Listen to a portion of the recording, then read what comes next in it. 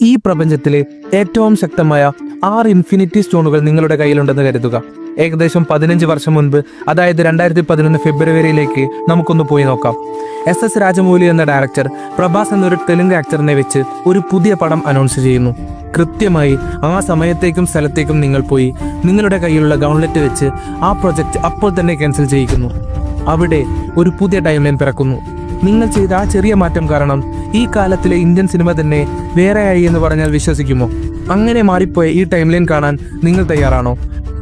ബാഹുബലി എന്ന പേര് ഈ ലോകം മറക്കാൻ പോകുന്നു. மகிழ்மதி மறந்து விட்டது தேவசேனா. அவன் பெயர் மக்களின் உதட்டிலிருந்து மட்டுமல்ல, சிந்தையிலிருந்தும் சிதைந்து விட்டது.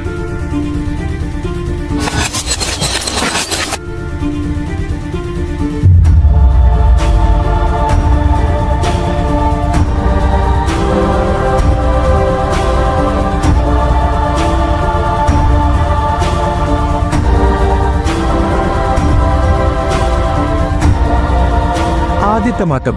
വർഷം, മിർച്ചി, ഡാർലിംഗ് പോലുള്ള പടങ്ങൾ ഹിറ്റ് കൊടുത്താലും മെയിൻ സ്ട്രീം കൊമേഴ്ഷ്യൽ സിനിമ മാത്രം ചെയ്ത് ടോളിവുഡിൽ മാത്രം ഒതുങ്ങിയ ഒരു നല്ല സ്റ്റാർ ആയിരിക്കും പ്രഭാസ്. ആദ്യത്തെ പാൻ ഇന്ത്യൻ സ്റ്റാർ എന്ന വിശേഷണം തന്നെ നഷ്ടപ്പെട്ടേക്കാം. ഇന്നും ഇന്ത്യ മുഴുവൻ പ്രഭാസ് അറിയപ്പെടാതെ ഇരിക്കാം. ഒരു മിഡ് ബഡ്ജറ്റ് പടങ്ങൾ മാത്രം അഭിനയിച്ച് അല്ലെങ്കിൽ ഫീൽഡ് ഔട്ട് ആയി പോയാൽ പോലും അത്ഭുതപ്പെടാനൊന്നുമില്ല. രാജമൗലി ഈ ടൈം ലൈനിൽ ബാഹുബലി ചെയ്തില്ലെങ്കിലും ധീര, ഈച്ച മുതലായ സിനിമകളെല്ലാം ചെയ്തിരിക്കും. അത് റീജിയണൽ ലെവലിൽ ഒരു പ്രസിദ്ധി ഉണ്ടാക്കി കൊടുത്തിരിക്കാം. എന്നാൽ ഈ ടൈം ലൈനിൽ ബാഹുബലി ഉണ്ടാക്കി കൊടുത്ത ഗ്ലോബൽ ഫെയിം രാജമൗലിക്ക് കിട്ടാതെ പോയേക്കാം. കൂടാതെ ഈ ലോകം മുഴുവൻ ഇപ്പോൾ കിട്ടിയ അംഗീകാരം കിട്ടാതിരുന്നാൽ RRR ഇത്ര സക്സസ്ഫുൾ ആയിരിക്കില്ല. മേക്കിങ്ങിൽ കൂടെ ഇത്ര ഫിനിഷിംഗും കിട്ടാൻ സാധ്യതയില്ല. ഇത് കാരണം RRRലെ നാട്ടു സോങ്ങിന് ഓസ്കാറും കിട്ടാതെ പോയിരിക്കാം. ഇന്ത്യൻ സിനിമയ്ക്ക് ഒറിജിനൽ സോങ് കാറ്റഗറിയിൽ ഓസ്കാർ തന്നെ ഇല്ലാതെ പോയിരിക്കാം. ആൻ ഇന്ത്യൻ പടം എന്ന ഒരു ലേബലേ ഉണ്ടാകാതെ പോയിരിക്കാം. അങ്ങനെ വരുമ്പോൾ പടങ്ങൾ ലോക്കലായി മാത്രം ഡബ് ചെയ്ത് അടുത്തുള്ള സ്റ്റേറ്റുകൾ റിലീസ് ചെയ്ത് മുന്നോട്ട് പോകുമായിരിക്കും. Multi language shooting, multinational stars എല്ലാവരും ഒന്നിച്ച് അഭിനയിക്കുന്നത് ഒരു ഡ്രീമായി തന്നെ അവശേഷിക്കും. എല്ലാവരും കൂടെ വെച്ചൊരു സിനിമ ചെയ്യാൻ ആരും ധൈര്യപ്പെട്ടെന്ന് വരില്ല. ബാഹുബലി 2 ഹിന്ദി ഡബ്ഡ് വേർഷൻ മാത്രം 510 കോടി രൂപ കളക്ട് ചെയ്തിട്ടുണ്ട്. മറ്റുള്ള സാധാരണ ബോളിവുഡ് പടങ്ങൾക്ക് ഒരു ഹിറ്റ് ഉണ്ടാക്കാൻ സാധിക്കാത്ത സമയത്താണ് ഇത് സംഭവിച്ചിട്ടുള്ളത്. Prashanth Neel KGF part 1, part 2 എടുക്കാൻ ഇൻസ്പിറേഷൻ തന്നെ ബാഹുബലി കാരണമായിരുന്നു. അതിനു പുറമെ KGF പ്രൊഡ്യൂസറായ വിജയ് പറഞ്ഞിട്ടുണ്ട് ബാഹുബലിയാണ് KGFനെ വേൾഡ് ലെവലിലേക്ക് കൊണ്ടുപോകുന്നതിൽ ധൈര്യം തന്നതെന്ന്. ഈ വാക്കുകൾ പറഞ്ഞു വെക്കുന്നത് KGF നമ്മുടെ ടൈം ലൈനിൽ റിലീസ് ആയാൽ തന്നെ ഇപ്പോൾ കിട്ടിയ ഒരു ഹൈപ്പ് കിട്ടുമെന്ന് തോന്നുന്നില്ല. Pushpa 1 and Pushpa 2 pan Indian level hype ഉണ്ടായിരിക്കുകയില്ല. അല്ലു അർജുൻ നോർത്ത് ഇന്ത്യയിൽ ഇത്ര ഫേമസ് ആയിട്ടുണ്ടാവില്ല. 1800 കോടി കളക്ഷൻ അടിച്ചിട്ടും ഉണ്ടാവില്ല. സാഹോ, സലാർ, കൽക്കി, കാന്താര, അനിമൽ, സ്പിരിറ്റ്, രുദ്രമാദേവി, സൈര നരസിംഹറെഡ്ഡി, മരക്കാർ, മാമാങ്കം ഇതുപോലത്തെ കുറെ പടങ്ങൾ ഇവിടെ ഉണ്ടായിട്ടുണ്ടാവില്ല. ഉണ്ടായാൽ പോലും ഇപ്പോഴുള്ള പോലെ ആളുകളുടെ കയ്യിൽ ഇത്ര ഇമ്പാക്ട് ഉണ്ടായിട്ടുണ്ടാവില്ല. കംപ്ലീറ്റ്ലി വേറൊരു ടൈപ്പ് മൂവി പോലെ ആയിരിക്കും സംഭവിച്ചിട്ടുണ്ടാവുക. ആ ടൈം ലൈനിൽ RRR ഉണ്ടായതും NTR പാൻ ഇന്ത്യൻ ലെവലായതും ബാഹുബലി ഇമ്പാക്ട് കാരണമായിരിക്കും. അതുപോലെ തന്നെ അവിടെ ദേവര പടം സംഭവിച്ചിരിക്കും, പക്ഷേ ഇവിടെ ദേവര ചിലപ്പോൾ സംഭവിച്ചിട്ടുണ്ടാവില്ല. ഇതുപോലത്തെ ബിഗ് ബഡ്ജറ്റ് മൂവീസ് ചെയ്യാൻ പ്രൊഡ്യൂസർമാർ ധൈര്യപ്പെട്ടിട്ടുണ്ടാവില്ല. അതുപോലെ തന്നെ രാധേശ്യാം, കണ്ണപ്പ, ആദിപുരുഷ് പോലുള്ള മോശം പടങ്ങൾ ഉണ്ടാവാതിരിക്കാം. ഈ പടങ്ങൾക്ക് ഇത്രയും പൈസ മുടക്കാൻ പ്രൊഡ്യൂസർമാർക്ക് പേടി ഉണ്ടായേക്കാം. ഡയറക്ടർ ശിവ കങ്കുവ ചെയ്യാൻ ചിന്തിച്ചിട്ട് പോലും ഉണ്ടാവില്ല. ബാഹുബലി മൂവീസിൽ 5000 VFX ഷോട്ട്സ് ഉണ്ടായിരുന്നു. 600-ൽ കൂടുതൽ VFX ആർട്ടിസ്റ്റ് സിനിമയുടെ ബാക്ക്ഗ്രൗണ്ടിൽ വർക്ക് ചെയ്തിട്ടുണ്ട്.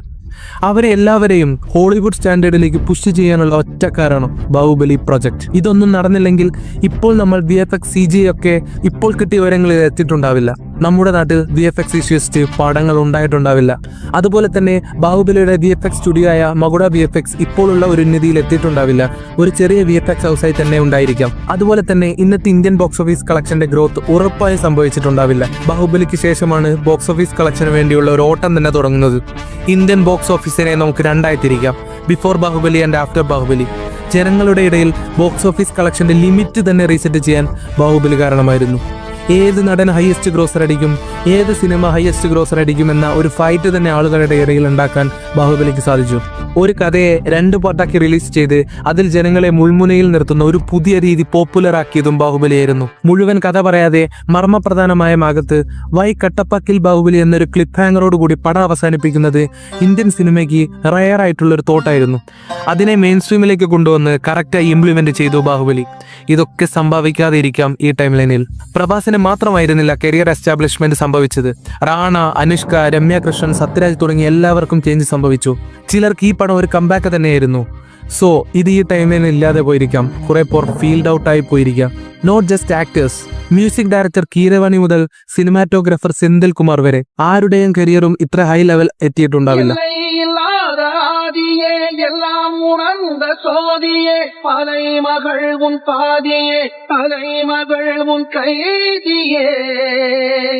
ராஜமாதா, ஒரு வஞ்சகனின் தீஞ்செயலை விட ஒரு நல்லவனின் மௌனம் நாட்டுக்கு மிகவும் கொடியது. അതുപോലെ തന്നെ മമ്മൂട്ടി ചിലപ്പോൾ മാമാങ്ങ ചെയ്തിട്ട് പോലും ഉണ്ടാവില്ല. അദ്ദേഹത്തിന്റെ കരിയറിലെ ചരിത്ര ക്യാരക്ടറിലെ ഒരു ക്ലീൻ ഹിറ്റ് ഹിസ്റ്ററി നഷ്ടപ്പെട്ടിട്ടുണ്ടാവില്ല. ട്രോൾ മെറ്റീരിയലും ആയിട്ടുണ്ടാവില്ല. வெட்கம். நீர் இந்த பாகுபலிக்காக பயப்படுகிறீரா? நீரின் பக்கம் இருக்கும் வரை என்னை கொல்லும் ஆண்மகன் இன்னும் பிறக்கவில்லை மாமா. ഈ ടൈം ലൈനിൽ ജെയിംസ് കാമറൂൺ രാജമൗലിയെ അറിയാതെ പോയിരിക്കാം. ഫാൻ ബോയ് ഒന്നും സംഭവിച്ചിട്ട് പോലും ഉണ്ടാവില്ല. ആൻഡ് ഹോളിവുഡ് ഫിലിം മേക്കിങ്ങിൽ നിങ്ങൾക്ക് സപ്പോർട്ട് ചെയ്യുന്ന കാമറൂൺ പറഞ്ഞതുപോലും നടന്നിട്ടുണ്ടാവില്ല. ഒരു ഇന്ത്യൻ മൂവി അതിന്റെ പാർട്ട് 2 ഇറക്കിയാൽ ഫസ്റ്റ് പാർട്ടിന്റെ അരികത്തിൽ എത്തില്ല എന്ന കൺസെപ്റ്റ് തന്നെ മാറ്റിമറിച്ചത് ബാഹുബലിയായിരുന്നു. ബട്ട് ഈ ടൈം ലൈനിൽ ചിലപ്പോൾ ഇപ്പോഴും പീപ്പിൾ സെക്കൻഡ് പാർട്ടിനെ പറ്റി സെയിം രീതിയിൽ ചിന്തിച്ചിട്ടുണ്ടാവും.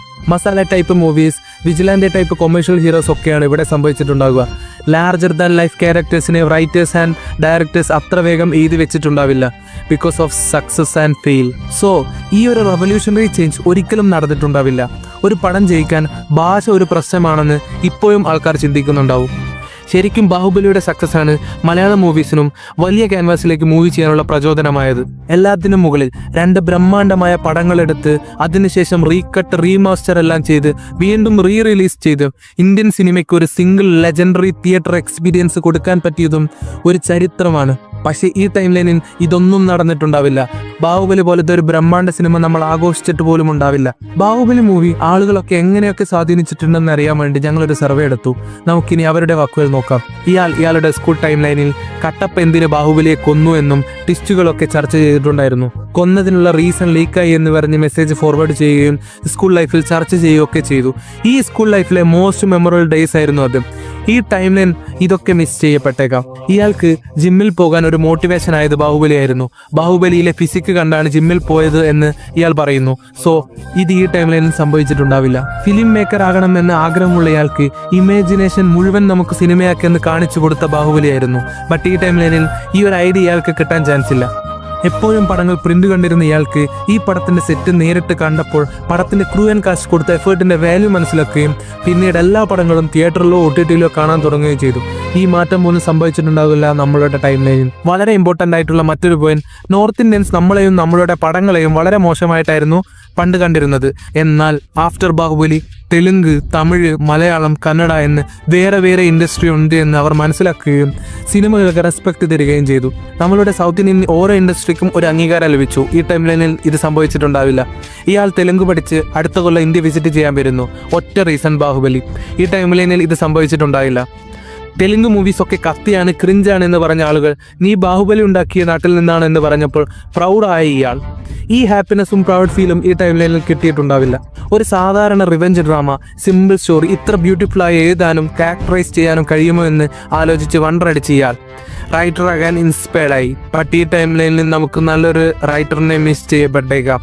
ബ്രഹ്മാണ്ഡത്തിനപ്പുറം ബാഹുബലി നമ്മളുടെ ഫിലിം വ്യവസായത്തിൽ വ്യക്തമായ പൊളിറ്റിക്കൽ ഇമ്പാക്റ്റ് ഉണ്ടാക്കിയിട്ടുണ്ട്. For an example, south Indian സിനിമയെ പറ്റിയുള്ള വ്യൂ പോയിന്റ് തന്നെ മാറിയത്. ഇന്ത്യൻ സിനിമ എന്നാൽ ബോളിവുഡ് സിനിമ എന്നൊരു സ്റ്റീരിയോ ടൈപ്പ് നശിപ്പിച്ചതും ബാഹുബലി കാരണമായിരുന്നു. നമ്മളുടെ ജീവിതത്തിൽ എത്രയോ പടങ്ങൾ കണ്ടിട്ടുണ്ട്, അതിൽ ബാഹുബലി ഒരു പ്രത്യേക ഇടം പിടിച്ചിട്ടുണ്ട്. Because it is not just a movie, it is a cinematic history. നമ്മൾ നോർമലി ചിന്തിച്ചാൽ ഇതൊരു ഹൈ ബഡ്ജറ്റ് കൊമേഴ്ഷ്യൽ പടം. പക്ഷേ ഇതൊരു ആർട്ടിന്റെ പോയിന്റ് ഓഫ് വ്യൂ നോക്കിയാൽ കുറെ ആളുകളുടെ പെർസ്പെക്റ്റീവ് ചേഞ്ച് ചെയ്ത, സമൂഹത്തിൽ മാറ്റങ്ങൾ കൊണ്ടുവന്ന purest form of art.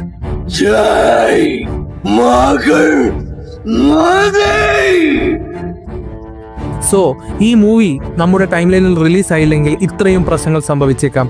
So നമുക്കിത് പഴയ പോലെ തന്നെ വെക്കാം.